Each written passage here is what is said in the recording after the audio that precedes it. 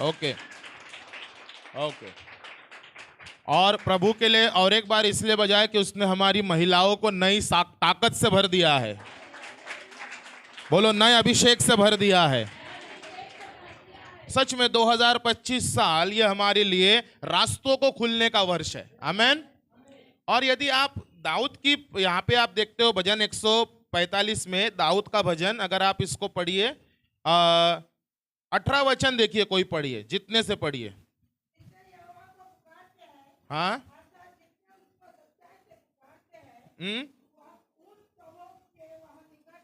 Hallelujah.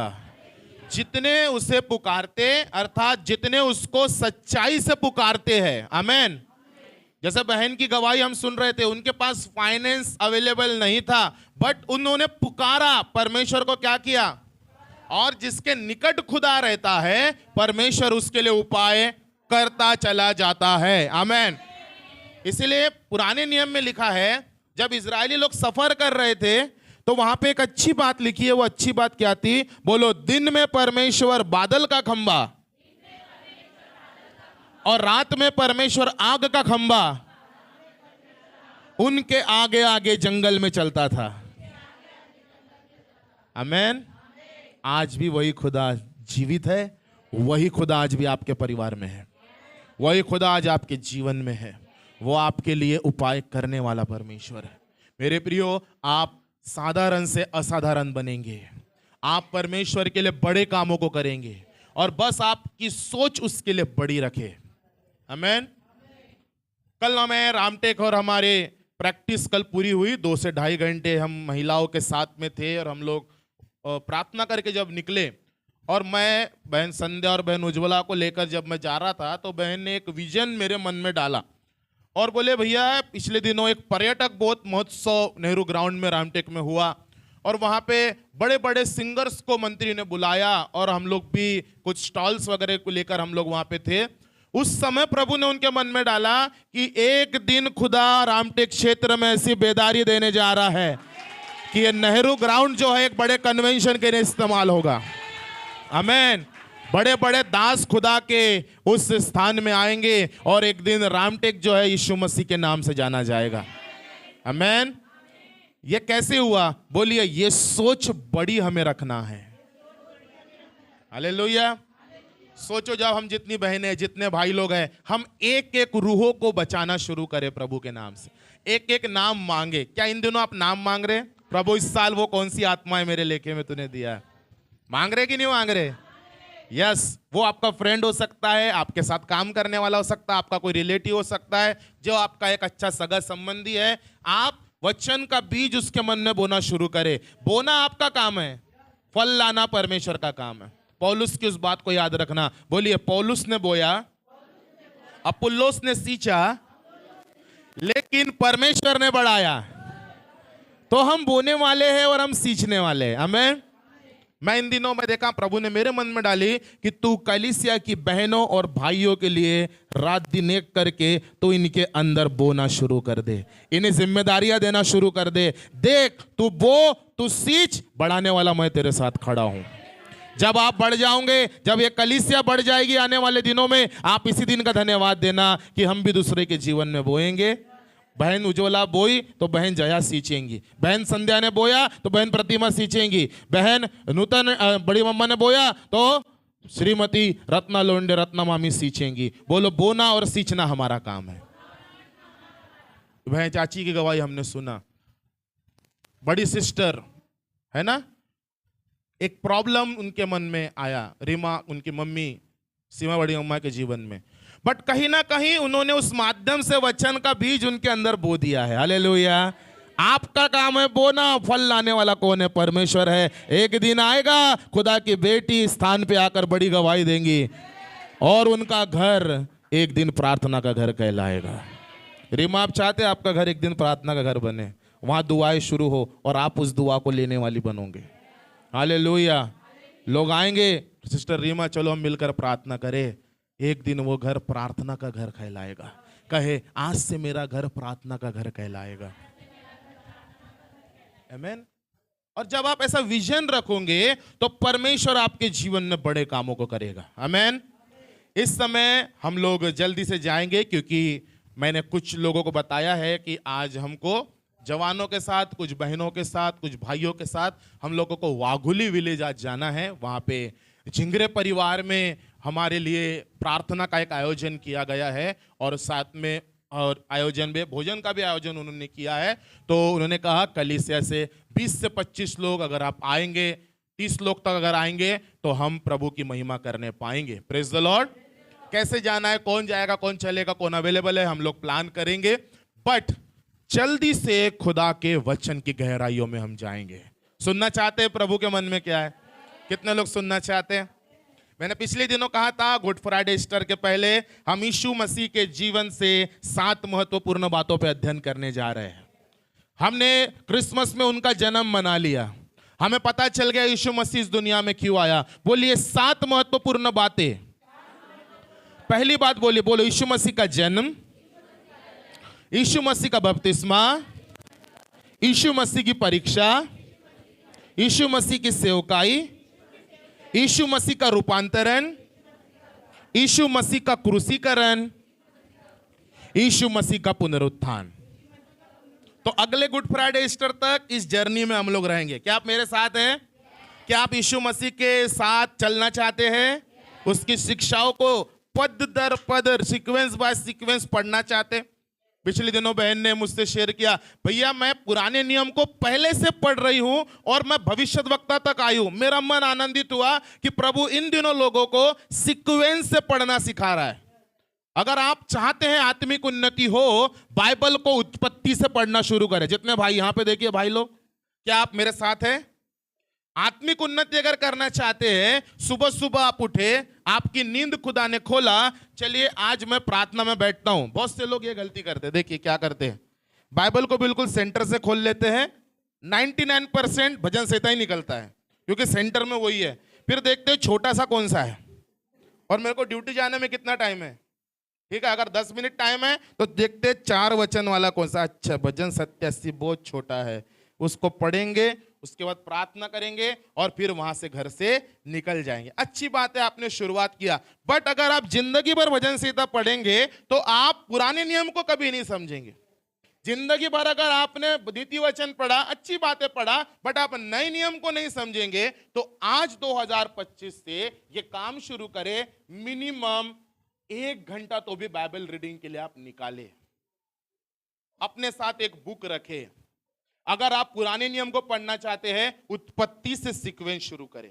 नए नियम को पढ़ना चाहते हैं, मत्ती से एक सीक्वेंस शुरू करें। आपकी बाइबल में बुक मार्क हमने दिया है, कौन सी बातों के द्वारा प्रभु बात कर रहा है, उन बातों को अपनी कॉपी में नोट करें। कौन सी बातें नहीं समझी, बहुत सी बहनें मुझे व्हाट्सअप करते, भैया ये बात जरा आप पढ़ना, समझाना। उन बातों को मैं स्टडी करता हूं और कई बार बहनों और भाइयों, जवानों से मैं सीखने लगा हूं। हालेलुया।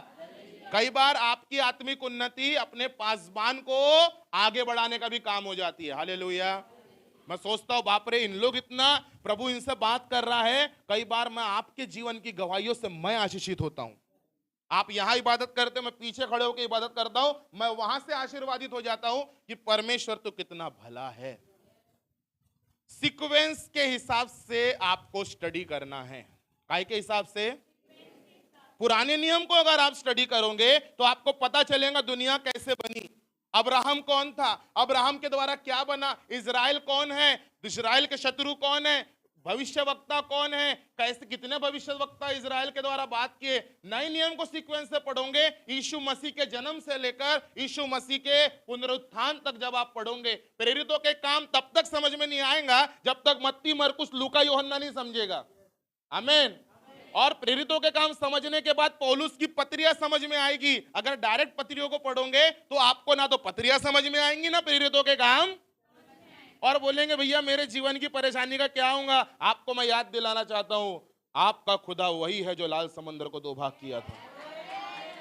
आपका खुदा वही है जिसने पापिनी स्त्री को कहा था, मेरी बेटी मैं भी तुझ पर दंड की आज्ञा नहीं देता, जा चली जा, दोबारा पाप मत करना। मेरे प्रियो, हमारा खुदा पापी को नया जीवन देने वाला, रास्तों को खोलने वाला परमेश्वर है। ये कब पता चलेगा? जब हम सीक्वेंस, बोलो सीक्वेंस, प्रणाली, पद्धति से पढ़ना शुरू करेंगे। क्या आप मेरे साथ हैं इन दिनों 2025 में? बोलो हर दिन 20 अध्याय पढ़ोगे? बोलो अपने पड़ोसी को, हर दिन 20 अध्याय पढ़ोगे? मेरे आत्मिक मेंटर ने कहा है मुझे, हर दिन 20 अध्याय पढ़ेगा मेरे बेटे तो 2 महीने में बाइबल खत्म करेगा। बोलो 2 महीने में बाइबल खत्म होगी। हर दिन 10 अध्याय पढ़ोगे, 4 महीने में बाइबल खत्म होगी। हर दिन अगर 5 अध्याय पढ़ोगे तो 8 महीने में बाइबल खत्म होंगी। अब ये आपके हाथ में है। ये साल का फरवरी महीने का ये पहला रविवार है, फरवरी महीने का पहला संडे है। कितने लोग धन्यवाद दिए, आज मैं सुरक्षित हूँ, मैं अस्पताल में नहीं हूँ, मैं आज किसी के बैंक की लाइन में खड़ा नहीं हूँ, मैं आज खुदा के घर में पाया जाता हूँ। बोलो I am in the house of the Lord. मैं उस खुदा के घर में मौजूद हूँ। एंड इन दिनों बाइबल स्टडी में हम लोग थे, हमने कहा प्रभु ने 4 मुख्य आत्मिक आशीषों को हमें दिया है ना। आज उसी यीशु मसीह के जन्म के बाद हम यीशु मसीह के बपतिस्मे की शिक्षा को क्या लेने जा रहे हैं। यीशु मसीह बोले अब 33 साल के हो गए, यानी 30 साल के हो चुके हैं। कितने साल के? ओके, यूहन्ना रचित सुसमाचार में आ जाए जल्दी से। यूहन्ना रचित सुसमाचार जल्दी से निकालेंगे, उसका पहला अध्याय। यूहन्ना उसका पहला अध्याय।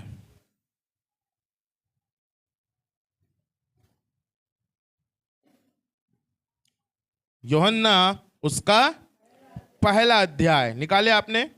जल्दी से निकाले आपने? ओके, अब आप उसके 26 और 27 और 28 को पढ़ेंगे। 26, 27, 28।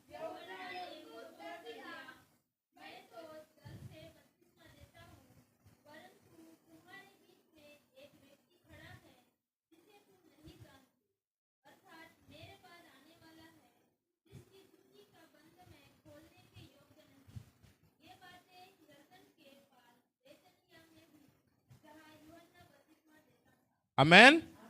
यूहन्ना ने उनको उत्तर दिया, मैं तो जल से बपतिस्मा देता हूं। क्या बोल रहे यूहन्ना? परंतु तुम्हारे बीच में एक व्यक्ति खड़ा है। क्या बोल रहा है? यूहन्ना को लोग, वहां पे जो लोग थे, कोई लोग उसको मसीह समझ रहे थे, कोई लोग यूहन्ना को एलिया समझ रहे थे, कोई लोग यूहन्ना को अलग अलग प्रकार का भविष्यवक्ता समझ रहे थे। यूहन्ना ने कहा मैं जंगल में पुकारने वाले की आवाज हूं। कौन है? यशायाह भविष्यवक्ता ने भविष्यवाणी किया था कि देखो जंगल में एक पुकारने वाले का शब्द सुनाई दे रहा है, प्रभु का मार्ग तैयार करो और उसकी सड़कें सीधी करो। बस यीशु मसीह आने ही वाले हैं। यीशु मसीह के आने के पहले यूहन्ना यीशु मसीह के बारे में प्रचार कर रहा है। बट हमारे बीच में एक व्यक्ति खड़ा है, बोल रहा है। यरदन नदी है।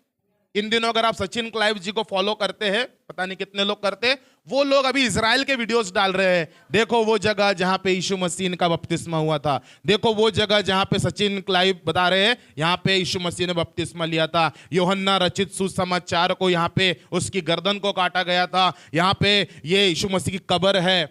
आज भी ये स्थान है। यूहन्ना बोल रहा है हमारे बीच में एक व्यक्ति खड़ा है, और वो कैसा व्यक्ति है?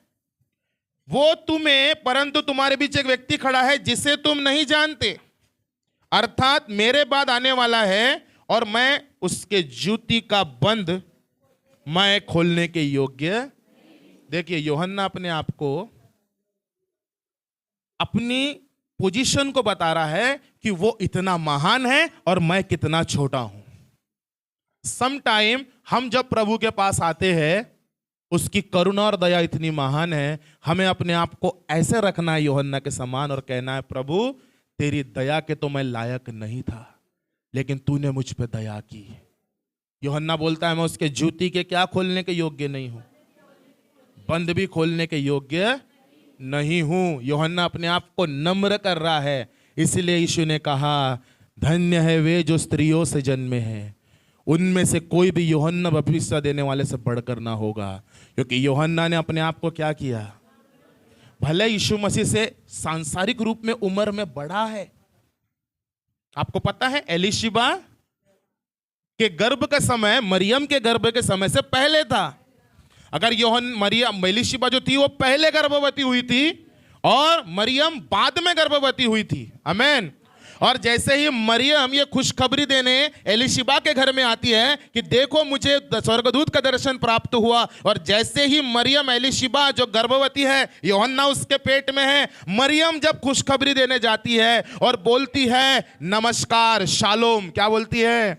शालोम। और जैसे ही मरियम का शालोम एलीशिबा सुनती है, एलीशिबा के गर्भ में जो यूहन्ना है वो गर्भ में उछल पड़ता है। आमेन। ओ हो, मेरे उद्धारकर्ता की मां सांसारिक मुझे क्या बोल रही है? शालोम। और एलीशिबा महसूस करती, देख बहन, जैसे ही मैंने तेरा नमस्कार सुना, मेरे गर्भ में जो बच्चा है वो आनंद से उछल पड़ा, है ना। मुझे आज भी याद है, एमी कहाँ गई? एमी शायद उधर दूध पी रही होंगी। जब वो गर्भ में थी तो मेरी वाइफ जो है रात के समय, ये देखो देखो देखो देखो देखो देखो देखो देखो देखो, ये देखो मेरे को मार रही है, देखो देखो तो टोच रही है। माँ बोला दिखा, और मैं फील कर पाता था उसको कि हाँ अरे भैया ये बहुत मस्ती कर रही है, अंदर में क्या कर रही है। तो माँ समझ जाती है कि बच्चा क्या एक्टिविटी कर रहा है अंदर में। यूहन्ना जो कह रहा है मैं यीशु मसीह के उस व्यक्ति के जूते के बंद खोलने के योग्य नहीं हूं, ये यूहन्ना जब गर्भ में था तब भी खुदा से जरूर बड़ा था, उम्र में यीशु से जरूर बड़ा है, लेकिन वो यीशु मसीह के सामने अपने आप को नम्र कर रहा है। Praise the Lord.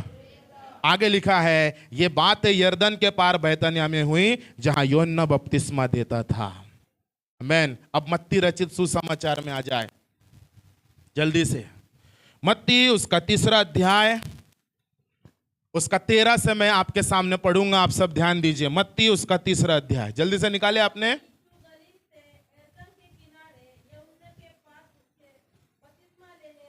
कौन आए? नहीं नहीं, यीशु मसीह किसके पास आए? क्यों आए?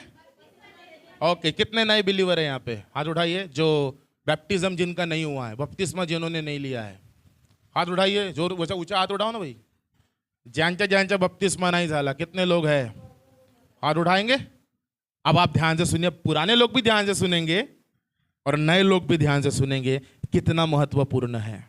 पढ़िए।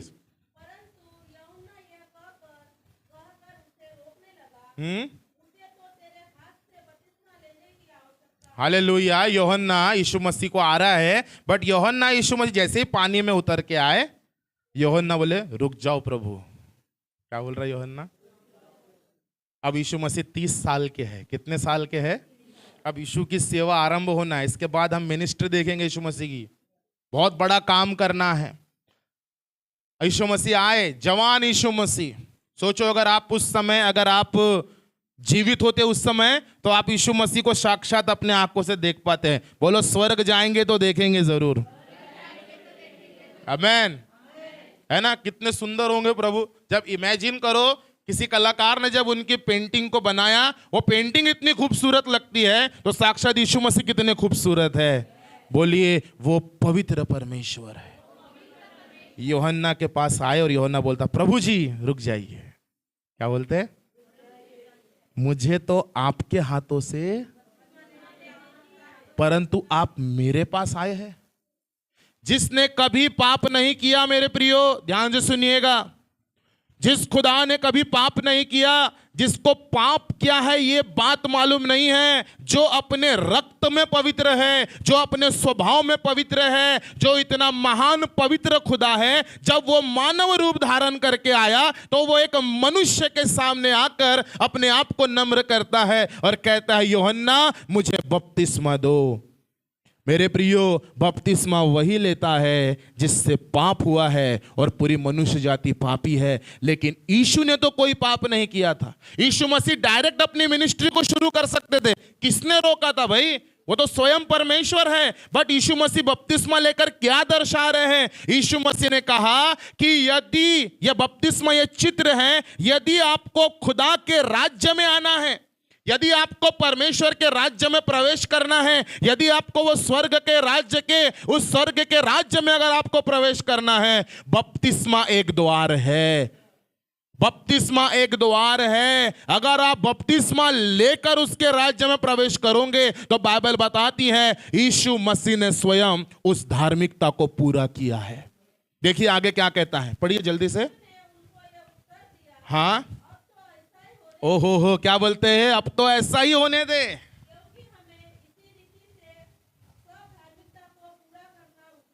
हालेलुया, इसी रीति से सब धार्मिकता को पूरा करना। आगे,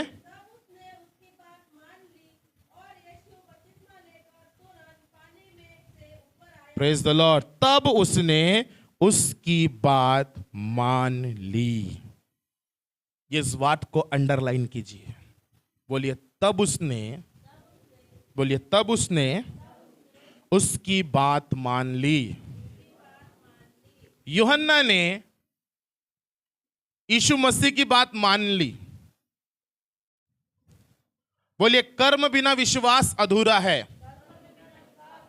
बट कौन सा कर्म करे, क्या करे, कैसे जिए, बोलिए बताने वाला एक अगुआ हमेशा प्रभु ने हमारे साथ रखा है। मैंने अपने 9 इयर्स सेवकाई के दौरान मैंने एक चीज देखी।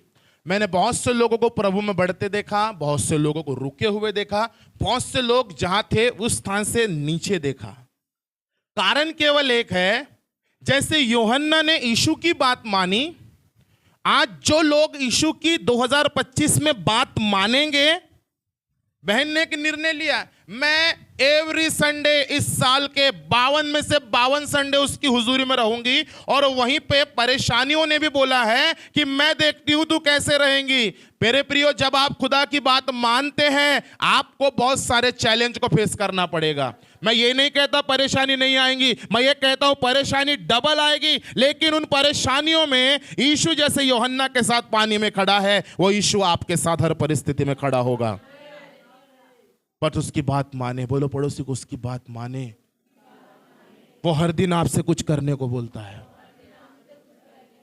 ना। किसी को बोलता है बेटा प्रार्थना कर, किसी को बोलता है बेटा बाइबल पढ़, किसी को बोलता है बेटा तू इन दिनों बहुत ज्यादा बात कर रहा है, तू अपना समय मेरे साथ बिता, किसी को बोलता है मदद कर, किसी को बोलता है पवित्र जीवन जी, किसी को अलग अलग माध्यम से परमेश्वर इन दिनों बात कर रहा है। भैया क्या करूं, मेरा पति विश्वास नहीं करता, मेरे घर की परिस्थिति नहीं सुधर रही है। प्रभु बोलता तू उसको मत देख, तू दुआ कर और तू मेरी ओर अपनी नजर उठा। तू मुझे देख, तू अपने घर के लोगों को मत देख। जब आप खुदा को देखोगे यूहन्ना के समान, और यूहन्ना ने यीशु मसीह की क्या की, बात मानी। और अगला वचन कहता है, देखो यीशु मसीह को क्या दिया, पानी में उसने डुबोया, बैप्टिज्म दिया। और यीशु बपतिस्मा लेकर तुरंत पानी में से क्या आए। अब देखिए पहली चीज, 3 महत्वपूर्ण बातें बताऊंगा और संदेश को समाप्त करूंगा। बोलो जैसे यीशु मसीह पानी में से बाहर आए, पहली चीज कौन सी हुई, उसके लिए आकाश खुल गया। आकाश कहां है, हाथ दिखाइए जरा, कहां है, बोलिए। इस आकाश के भी ऊपर एक और राज्य है, एक और जगह है। जब ये आकाश खुलेगा वहां की मदद जमीन में आएगी। आज जब आप खुदावन की आज्ञा मानेंगे, यीशु मसीह के बपतिस्मा लेने से आकाश खुल गया। जब वो यीशु आपके साथ होगा तो वो यीशु मसीह ये घोषणा करता है कि उसके लिए क्या खुल गया, आकाश खुल गया। अब आकाश खुल गया और दूसरी बात क्या हुई,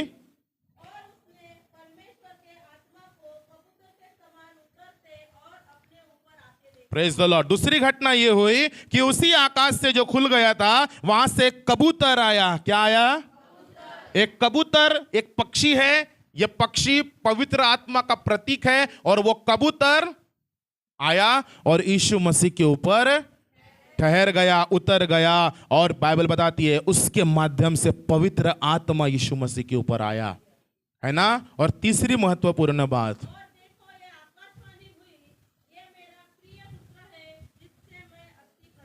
thank you Jesus, hallelujah, hallelujah. बोलो तीसरी महत्वपूर्ण बात, आकाशवाणी हुई। मैं यह विश्वास करता हूं यूहन्ना को यह कंफर्म हो गया यही मसीह है, क्योंकि यूहन्ना प्रार्थना में था, यूहन्ना दुआ में था। यूहन्ना को यह बात मालूम थी कि जिस व्यक्ति के लिए आकाश खुलेगा, जिस व्यक्ति के ऊपर पवित्र आत्मा कबूतर के समान उतरेगा और जिसके लिए आकाशवाणी होगी, खुदा बात करेगा, ये मेरा प्रिय पुत्र है। स्वर्ग से कौन बोल रहा है? बोलो परमेश्वर पिता बोल रहे हैं, ये मेरा प्रिय पुत्र है और जिससे मैं अत्यंत प्रसन्न हूं। हमारा जीवन से कौन प्रसन्न होना चाहिए? इधर देखिए मेरे तरफ। आत्मिक जीवन की एक कुंजी में आपको बताता हूं। हम में से हर एक की उम्र अलग अलग है, कोई छोटा है कोई बड़ा है। आज एक सबसे बुजुर्ग हमारे फुप्पा का आज जन्मदिन है। खुदा ने एक बड़ी अच्छी उम्र दिया, बट मैं आपको बताऊं जितने भी वर्ष आप इस दुनिया में हैं, आपके जीवन जो है मनुष्य को प्रसन्न करने वाला नहीं होना चाहिए, आपका जीवन खुदा को प्रसन्न करने वाला होना चाहिए। खुदा लोग मेरे बारे में क्या बोले मायने नहीं रखता, प्रभु तू मेरे बारे में क्या सोचता है ये मायने रखता है। प्रभु मैं तेरे नजर में कैसा हूं ये मायने रखता है। मेरे प्रियो, यीशु ने परमेश्वर की आज्ञा मानी, यीशु मसीह के लिए आकाश खुल गया। वो स्वयं पवित्र होकर वो बपतिस्मा लेने आया। मेरे प्रियो, आज बहुत सारे लोगों को यह ऐलान करना है कि अगर मैं किसी कारण के लिए प्रभु के पास आया हूं, क्यों आए प्रभु के पास? नहीं, हमको किसी ने बताया प्रार्थना करने से समस्या ठीक हो जाती है। हो जाती है 100%, बट यीशु मसीह केवल समस्या ठीक करवाने वाला प्रभु है। किसी ने कहा नहीं भैया प्रार्थना कराओ तो नौकरी लग जाती है, हमने सुना है। ठीक है, लग जाती है, प्रभु करता है उपाय, बट क्या वो केवल नौकरी देने वाला परमेश्वर है? वो जमीन और आसमान का मालिक है, वो परमेश्वर का एकलौता पुत्र है। यूहन्ना 3:16 किस किस को याद है? हाथ उठाइए, बोलो क्योंकि परमेश्वर ने जगत से ऐसा प्रेम किया कि उसने अपना एकलौता, बोलो पुत्र दे दिया, ताकि जो कोई उस पर विश्वास करे वो नाश ना हो परंतु अनंत जीवन पाए। मेरे प्रियो, उस अनंत जीवन को प्राप्त करने के लिए, वो खुदा के राज्य में प्रवेश करने के लिए, यहां पर भी खुदा के साथ चलने के लिए बाइबल बताती है बपतिस्मा एक पहला द्वार है। जो कोई उसको लेगा उसी का नाम जीवन की पुस्तक में लिखा जाएगा। मेरे प्रियो, जो बपतिस्मा लेता है परमेश्वर के राज्य में पहली आज्ञा को वो मानता है और कहता है मैं पानी में जाके यह ऐलान करता हूं मेरा पुराना जीवन पानी में दफन हो गया, मैं मसीह के साथ मारा गया, मैं मसीह के साथ गाड़ा गया, मैं मसीह के साथ जैसा वो तीसरे दिन जी उठा मैं उसके साथ जी उठा। अब कौन हो भाई? अब मैं नया मनुष्य हूं, अब मैं नई बहन हूं, अब मैं नया भाई हूं। मेरे प्रियो, जिसने इस बात को अपने जीवन में पूरा किया है, बाइबल बताती है यूहन्ना के समान यीशु की आज्ञा मानना शुरू करे। जब आप आज्ञा मानेंगे आपके जीवन में 3 बातें होना जरूरी है। पहली चीज, आकाश खुलेगा। दूसरी चीज, आपको वो अपने पवित्र आत्मा से भरेगा। तीसरी चीज, वो आपको देख के कहेगा ये मेरी प्रिय बेटी है, इससे मैं प्रसन्न हूं। हालेलुया। संडे जब आप चर्च आते हैं, बहुत सारी बातें आपको रोकने के लिए और बोलते हैं नहीं जाना नहीं जाना नहीं जाना, पैसा बोलता है नहीं जाने दूंगा, नौकरी बोलती है नहीं जाने दूंगा, बट क्योंकि आपने अब खुदा की बेटी हो, आपने आज्ञा माना है और आप बोले कुछ भी हो प्रभु मैं जाऊंगी मैं जाऊंगी मैं जाऊंगी। और जब आप पहुंच जाते हो ये कंपाउंड से अंदर आकर, बड़ी परेशानी उठाकर कहां पहुंच जाते हो? खुदा के घर में। मालूम खुदा क्या बोलता है स्वर्ग से? ये मेरी बेटी है, इससे मैं प्रसन्न हूं। हालेलुया। आपके फ्रेंड सर्कल में हर जगह निंदा हो रही है, बुराई हो रही है, पाप हो रहा है, आप एक बिलीवर हो और प्रभु बोलता है बेटा वहां नहीं जाना, जाता है मतलब की बात कर कर घर आ जाना। जब आप वो संगति को छोड़कर अपना बचा हुआ समय प्रार्थना में बिताने के लिए घर आते हो और जब प्रार्थना करने बैठ जाते हो, आकाशवाणी होती है, ये मेरी प्रिय बेटी है, इससे मैं प्रसन्न हूं। बच्चा बीमार है, घर में तकलीफ है, घर में बहुत कुछ परेशानी है, फिर भी खुदा बोलता है मेरे दुआ लेने जाना है, मेरी दुआ में जाना है। और जब आप उन परेशानी को साइड में रखते हो और खुदा के राज्य के लिए बढ़ते हो, आपके लिए आकाशवाणी होती है, ये मेरा प्रिय बेटा है, मेरी प्रिय बेटी है, इससे मैं प्रसन्न हूं। कधी कधी तुम्हाला असं विचार येईल, आप जिसके लिए भला सोच रहे हो, आप जिसके लिए दुआ कर रहे हो, आप जिसके लिए उद्धार की प्रार्थना कर रहे हो, एक समय ऐसा आएगा उस व्यक्ति से ना तो आपको प्यार मिलेगा, उस व्यक्ति से आपको बदले में कुछ नहीं मिलेगा। आप बोलते हो, एक विचार आएगा, हट मेरे को इतना सब करके क्या मिला, इतनी रात प्रार्थना करके क्या मिला, ओ वो तो मेरे को रिस्पॉन्स नहीं करता है, वो बहन मुझसे अच्छे से बात नहीं करती है, ओ वो मुझे अच्छे से पलट के मुझे जवाब नहीं देती है। मैं आपको कहना मांगता हूं, ये बुरा व्यवहार देखने के बाद भी आप फिर भी उपवास के साथ उसके लिए दुआ करते हो, आकाशवाणी होती है आपके लिए, ये मेरी बेटी है, इससे मैं प्रसन्न हूं। हालेलुया। मेरे प्रिय यीशु ने कहा, यदि तुम अपने भाइयों ही को नमस्कार करते हो तो कौन सा बड़ा काम करते हो? क्या अन्य जाति भी ऐसा नहीं करते? अगर आप अपने आपस वाले को ही जय मसीह की बोल रहे हो, कोई बड़ी बात नहीं है, आप चर्च के लोगों इसलिए बोल रहे हो, बट बाइबल यीशु ने कहा जब कोई तुम्हारा दिल दुखाए, जब कोई तुम्हें पलट कर बराबर जवाब ना दे और आप फिर भी उसके लिए क्या करते हैं? दुआ करते हैं, उसके लिए अपने मन में कोई कंप्लेंट नहीं रखते।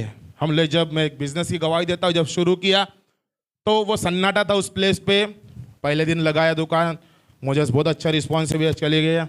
उसके पहले एक भाई लगाता था वहाँ पे, 1-1.5 साल से बंद था। अचानक उसने देखा कि ये बंदा जो है वहाँ दुकान लगा लिया और उसने भी फिर अपना सब ओपन कर दिया और जानबूझ के मोजेस को गुस्सा दिलाने के लिए उसके काउंटर के पीछे अपना काउंटर लगाना, कस्टमर को थोड़ा सा डिवाइड करने की कोशिश करना। भैया बोले मैं क्या करूँ, बड़ी परेशानी हो रही है बोले।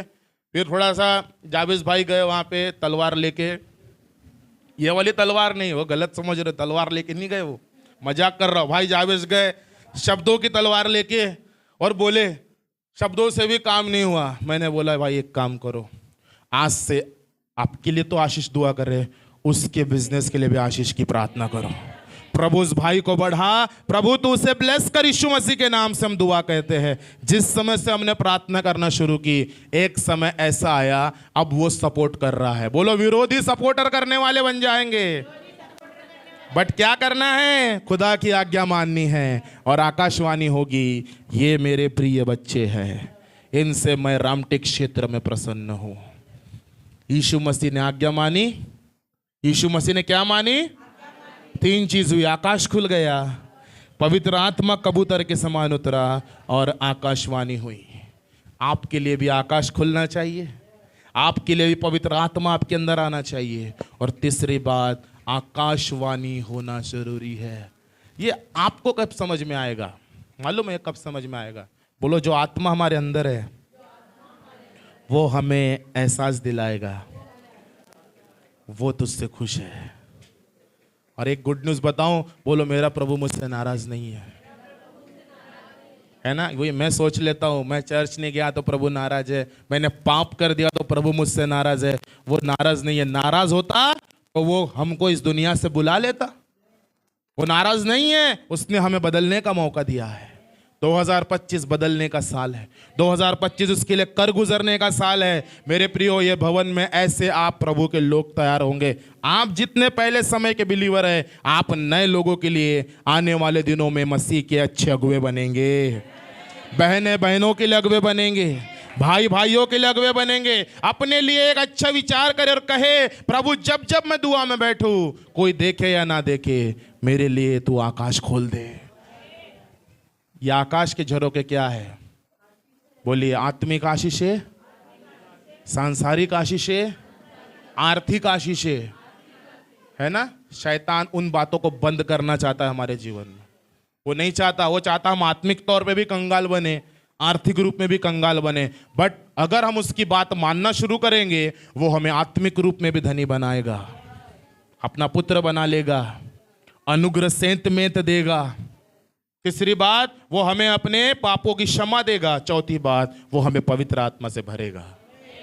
क्या मिला यीशु मसीह के पास आए तो? एक बात बोलता हूं, बोलो 4 महत्वपूर्ण बातें मिली है ना। एक बार किसी ने भाई किशोर को बोल दिया था, उनके कोई रिलेटिव ने, तू यीशु यीशु करते काय भेटलं तुम्हाला? क्या मिला तुमको, इतने साल से चर्च जा रहे हो?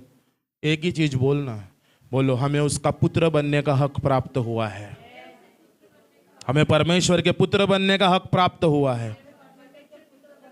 आप अनाथ नहीं हो, आपका खुदा स्वर्ग में है जो आपकी प्रार्थना सुनता है। दूसरी बात, आपको उसने अनुग्रह दिया है, सेंतमेंत आपको अनुग्रह दिया है। सेंतमेंत का मतलब बोलो फ्री में दिया है, फ्री में बांटना है। हालेलुया। इन दिनों बात अलग है। मैंने बाइबल स्टडी में उदाहरण दिया, मैंने कहीं पासबानों का, बड़े यहाँ के नहीं है बाहर के, प्रार्थना कराने के लोग पैसे लेते, स्पेशल ले हैंड करवाने के क्या लेते? पैसे लेते। बोलिए भूल कर भी वो रास्ते में मत जाना। शिमोन जादूगर इन दिनों लौट आया है, आपको मालूम है? शिमोन जादूगर लौट आया। शिमोन जादूगर कौन था? वो रुपया लेकर पतरस के पास आया था और बोलता है, पतरस भाई तुम्हारे अंदर कुछ बात है यार। बोले क्या बात है? आपके हाथ रखने से लोग हो, आप दुआ करते हैं और आपके पास जरूर पावर है। ये लो 1 लाख 2 लाख लो, खत्म करो मैटर, ये लो 10 लाख लो और ये पावर मुझे। पतरस बोला, तेरा रुपया तेरे साथ नाश हो, तेरा मन खुदा के आगे सच्चा, तो खुदा के अनमोल दान को, उसके आशीर्वाद को तू पैसों से तोलता है। ये दुनिया के धन से चीज नहीं मिलती। बोलो जब ये टिकता है, जब हमारा मन उसके लिए सही होता है, मांगना नहीं पड़ता है, वो बिना मांगे हमारे द्वारों को खोलता है। आकाश खुलेगा, आत्मा उतरेगा और आकाशवाणी होगी। किसके लिए होगी? जो उसकी आज्ञा को मानेगा। Praise the Lord. Every day उसकी बात को माने, एवरी डे वो उसको फॉलो करे। एक सिंपल बात बता के वचन समाप्त करता हूं। बोलिए, आज्ञा मानने की कुंजी है, जब भी परिस्थिति में फंस जाओ, है ना, झूठ बोलने की परिस्थिति में फंस गया। मेरा दोस्त, मेरा क्लास में एक 2 मित्र है मेरे, जिनको मैं पढ़ाता हूं ITI में। एक दिन एक बच्चा नहीं आया, ठीक है, और उसने गलती की कि मुझे एप्लीकेशन नहीं भेजा, व्हाट्सएप में नहीं भेजा। तो उसके कुछ मित्र है, 2-3 जिगरी दोस्त बोलते ना, जनरली जिगरी दोस्त 15 से 25 साल के बीच में बहुत जिगरी दोस्त बनते हैं। 25 साल के बाद में बोलो, जो 15 से 25 वाले जिगरी दोस्त थे, 25 के बाद नहीं दिखते फिर वो। ये जो 25 से 15 की जो उम्र होती है बच्चों की, यहाँ बहुत जिगरी दोस्त चलते हैं। तू तो मेरा भाई है, तू मेरा यार है ना, मेरा भाई तू मेरी जान है ना, तेरे लिए दुनिया हिला देंगे, है ना, बस बोल देना फोन करके हम वहाँ पहुँच जाएंगे, है ना। तो ऐसे कुछ मेरे स्टूडेंट है। उसने बताया नहीं, कुछ नहीं, मैं अटेंडेंस ले रहा हूँ, ये कहाँ है। धीरे से एक बच्चा एप्लीकेशन लाता है, सर उसको ना शायद मलेरिया हुआ है। मैं बोला तू उसके घर में रहता है? बोले नहीं। तू उसके एरिया में रहता है? बोले नहीं। उसने एप्लीकेशन दिया था बोले मेरे को, बट मैं भूल गया था। मैं बोला ठीक है, ये तेरा एप्लीकेशन दिया, देखा, तेरी कॉपी ला। मैं बोला थेरी की लाया। बोला ये अक्सर तो सेम दिख रहे हैं, ये तूने अभी बैठ के लिखा ना, ये उसकी राइटिंग नहीं है, मैं तुम्हारा टीचर हूं, ये उसकी राइटिंग। सॉरी सर, मैंने एक सीखा था बोले कहीं, अगर दोस्त को बचाने के लिए झूठ बोलना पड़े तो बोल देना। किसी को बचाने के लिए झूठ बोलना पड़े तो वो झूठ पाप नहीं होता। मैंने बोला किसने सिखा मेरे भाई? और मैं कौन सा जान ले रहा हूं तुम्हारी? मैं कौन सा जान ले रहा हूं? भैया नहीं आया, नहीं आया, उसका मैं क्या बिगाड़ूंगा? और ऐसी कौन सी ताकत आ गई जो तुझे झूठ बोलना पड़ा? मौला बेटा ऐसा नहीं है, आप सच बोलो, हर परिस्थिति में आप क्या बोलो? अगर सच बोलोगे तो दया उतरेगी, सच बोलोगे तो दया उतरेगी। मैं बोला काश तू सच बोला होता कि उसने सर नहीं बताया, मैं कॉल करता, मैं जान लेता। जब भी आप ऐसी परिस्थिति में फंस जाओ, नौकरी में, ड्यूटी में, यहां वहां, सिंपल एक आंख बंद करना, बोलना यीशु आप यदि आज होते तो क्या करते? क्या बोलोगे? प्रभु आप इस परिस्थिति में हो, मेरी जगह आप होते तो क्या करते? करोगे आज से? मालूम यीशु बताएगा बेटा कुछ भी हो मैं सच बोलता। पिलातुस मृत्यु दंड लेके खड़ा था, अपने स्टेटमेंट को बदल दे यीशु, बोल दे कि तूने ये बातें नहीं की, तू सच में यहूदियों का राजा है? क्या बोले? तू सच में यहूदियों का? यीशु ने कहा तू खुद कह रहा है। क्या बोले? क्यों झूठ बोलेगा? वो सच में यहूदियों का राजा है, वो दुनिया का राजा है। हालेलुया। डराया, देख मुझे तुझे मृत्यु दंड देने का भी, यानी पिलातुस उसके स्टेटमेंट को बदलना चाह रहा था, लेकिन यीशु मौत से नहीं डरा। क्यों? क्योंकि वो कुर्बान होने आए थे।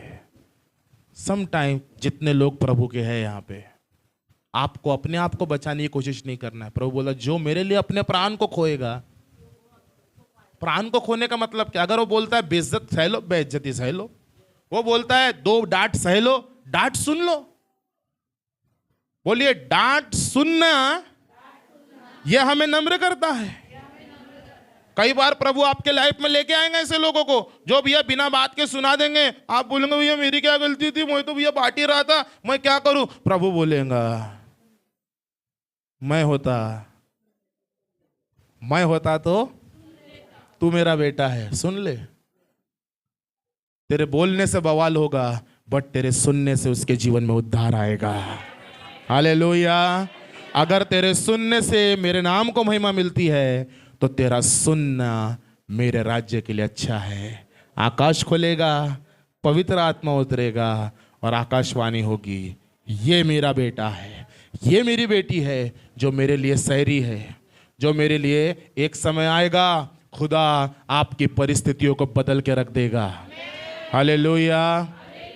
यूसुफ के जीवन को पढ़े आप घर जाकर, सिचुएशन बद से बदतर हो रही है, बदलने का नाम, गड्ढे में गया, गड्ढे से बाहर आया, बेच दिया, बेचने से किसी के घर में चले गया, झूठे आरोप में वो जेल चला गया, जेल में भी मार पड़ रही है, काम बताया जा रहा है, कुछ सुधरने का नाम नहीं ले रहा है। बोलो जब दुनिया ने बोला कुछ नहीं हो सकता,